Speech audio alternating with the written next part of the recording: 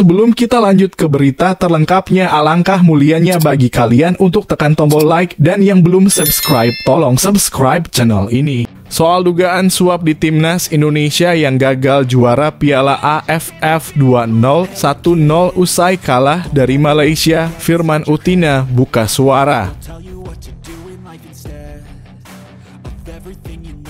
Pelatih Jeonnam Dragons sebut Asnawi Mangkualam kurang canggih.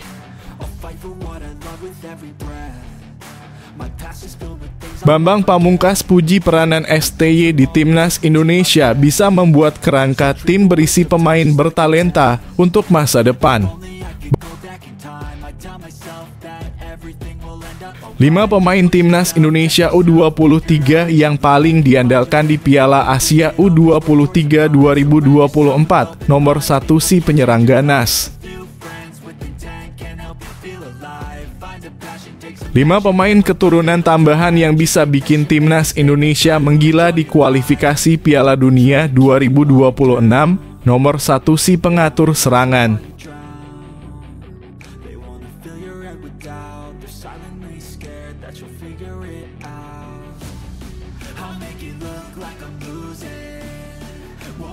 Soal dugaan suap di Timnas Indonesia yang gagal juara Piala AFF 2010 usai kalah dari Malaysia, Firman Utina buka suara. Mantan Kapten Timnas Indonesia Firman Utina buka suara soal dugaan suap di Timnas Indonesia yang gagal juara Piala AFF 2010 usai kalah dari Malaysia di final. Ex-gelandang Persib Bandung tersebut membeberkan tentang tuduhan itu. Sekadar diketahui, Timnas Indonesia sejatinya berhasil mengalahkan Malaysia 2-1 di final leg II Piala AFF 2010 yang digelar di Stadion Utama Gelora Bung Karno, Rabu 29 Desember 2010 malam waktu Indonesia Barat. Pada laga tersebut, Firman Utina gagal mencetak gol dari penalti di menit-menit awal pertandingan. Sebaliknya, Malaysia sukses mencuri keunggulan lebih dulu lewat Safeh Sali di awal babak kedua.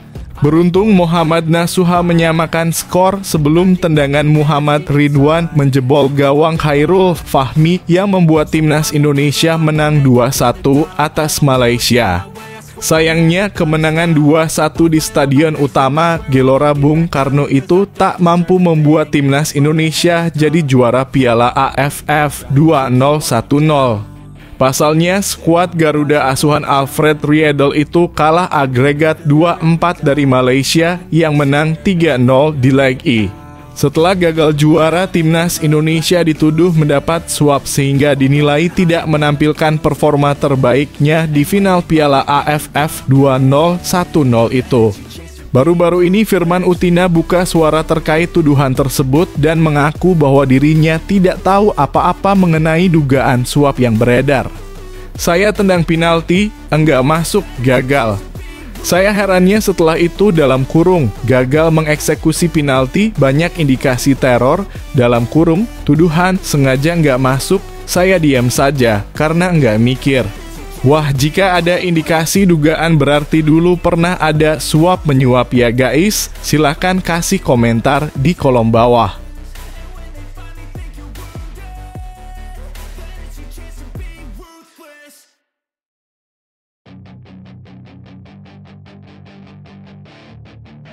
Pelatih Jeonnam Dragons sebut Asnawi Mangkualam kurang canggih. Pelatih Jeonnam Dragons, Lee Jang-kwan, menilai Asnawi Mangkualam masih perlu berkembang. Lee sempat kecewa dengan Asnawi, namun menurutnya itu merupakan bagian prosesnya untuk berkembang. Asnawi Mangkualam direkrut Jeonnam Dragons Januari 2023. Pemain yang direkrut dari Ansan Gunners itu mempunyai kontrak bersama Jeonnam Dragons hingga 31 Desember 2023 mendatang.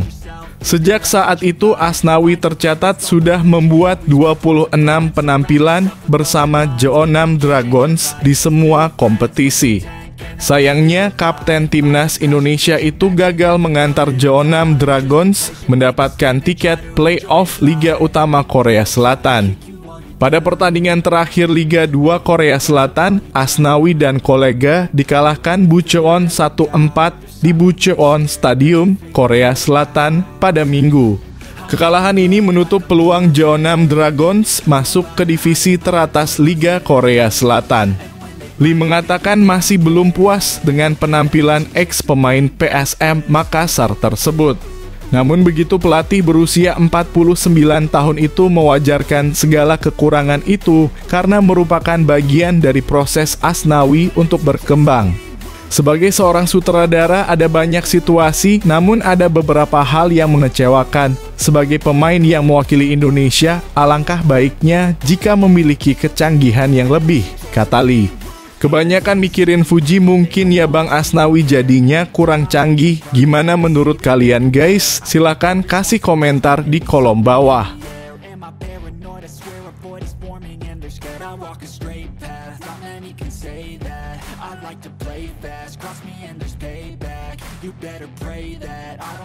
Bambang Pamungkas puji peranan STY di Timnas Indonesia bisa membuat kerangka tim berisi pemain bertalenta untuk masa depan.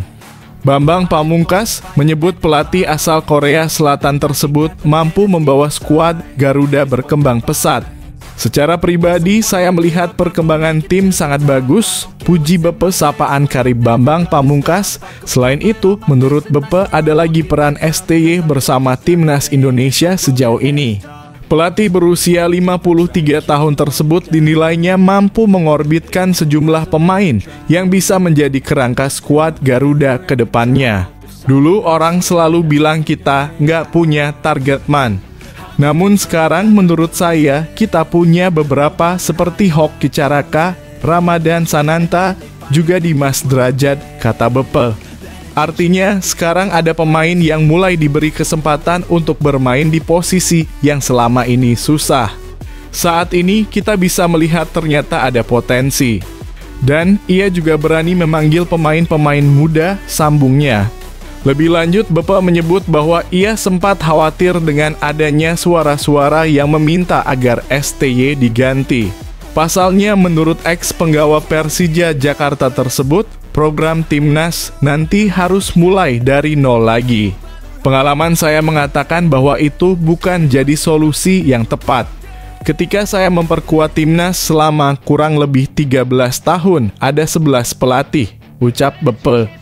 Jadi, kita nggak pernah punya pola yang tepat. Belum selesai berubah lagi. Belum maksimal diganti lagi. Benar juga nih katanya Bang Bepe, gimana menurut kalian guys? Silahkan kasih komentar di kolom bawah.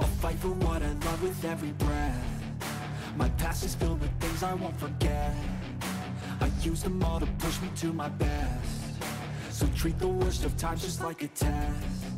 If only I could go back in time, I'd tell myself that. 5 pemain Timnas Indonesia U23 yang paling diandalkan di Piala Asia U23 2024. Nomor 1 si penyerang ganas. Berikut 5 pemain Timnas Indonesia U23 yang paling diandalkan di Piala Asia U23 2024 banding 5. Marcelino Ferdinand. Ketiadaan Marcelino Ferdinand di lini sentral membuat Timnas Indonesia tampil loyo di 2 laga awal grup F kualifikasi Piala Dunia 2026 zona Asia. Bahkan pelatih Timnas Indonesia, Shin Tae-yong, terang-terangan merindukan aksi gelandang 19 tahun tersebut. 4. Ivar Jenner. Ivar Jenner bakal diduetkan dengan Marcelino Ferdinand atau Arkan Fikri di posisi gelandang double pivot. Ketenangan dalam menyalurkan bola dan kengototan saat berebut si kulit bulat yang bisa ditampilkan Ivar Jenner sangat dirindukan pencinta sepak bola tanah air.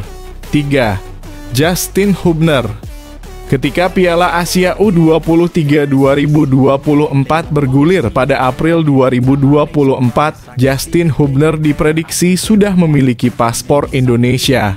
Status Kapten Wolverhampton Wanderers U21 menunjukkan Justin Hubner bukanlah pemain sembarangan. Selain kuku dalam bertahan, bek 19 tahun ini juga dapat diandalkan untuk mencetak gol via bola mati. 2. Hernando Ari. Sulit melupakan nama yang satu ini. Meski tinggi badannya hanya 177 cm, refleks dan penempatan posisi Hernando Ari merupakan yang terbaik di Indonesia saat ini. 1. Ramadhan Sananta. Nama terakhir adalah Ramadhan Sananta. Sejauh ini Ramadhan Sananta hanya menjadi ban seret baik di lini depan Timnas Indonesia Senior maupun U23 asuhan Sintayong. Jika tampil ganas di Liga 1 2023 hingga 2024 dan sanggup meningkatkan kekuatan fisiknya, jangan heran jika Ramadhan Sananta menjadi penyerang andalan Timnas Indonesia Senior dan U23. Apakah kalian setuju guys 5 pemain ini jadi andalan? Silahkan kasih komentar di kolom bawah.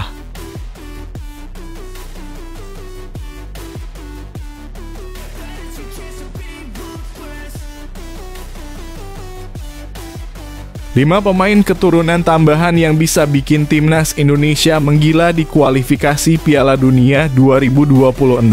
Nomor 1 si pengatur serangan. Berikut 5 pemain keturunan tambahan yang bisa bikin Timnas Indonesia menggila di kualifikasi Piala Dunia 2026 banding 5. Kevin Dix (Football Club Copenhagen). Kevin Dix dikenal sebagai pemain serba bisa. Ia dapat diperankan sebagai fullback kanan, wingback kanan, winger kanan hingga back tengah. Saat ini Kevin Dix berstatus sebagai back tengah andalan Football Club Copenhagen. 4. Miljan Manhoef (Vitesse Arnhem). Miljan Manhoef dapat menjadi juru gedor andalan Timnas Indonesia.